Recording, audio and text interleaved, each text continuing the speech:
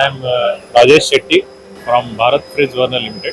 BFW is a 60-year-old company who started manufacturing with milling machines and with SPMs, and later on we have upgraded to CNC machines. Now we are having a wide range of machines in our basket, from small size VMC to very big, even double column, and even in turning we have a very small turning machine to big size turning machines, and even we are in VTLs, and our specialization is basically in the special purpose machine for customized solutions what we provide to our customers. And this machine what we are displaying is a small size VMC. We are displaying it first time here. There was a demand for customers where they are looking for a small size machine for very small component. Again, they want very less force place also. So this is a very compact machine, and people are appreciating this machine in this market.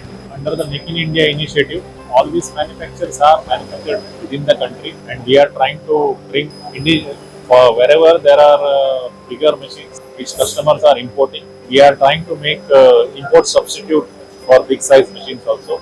That is our initiative towards Make in India campaign. So very large size machines which were earlier being imported, we are trying to develop those machines within the country. So before this, we have participated twice in this exhibition, and last time we found very good response. And we find that Saurashtra is a growing region, and most of the customers visit this exhibition.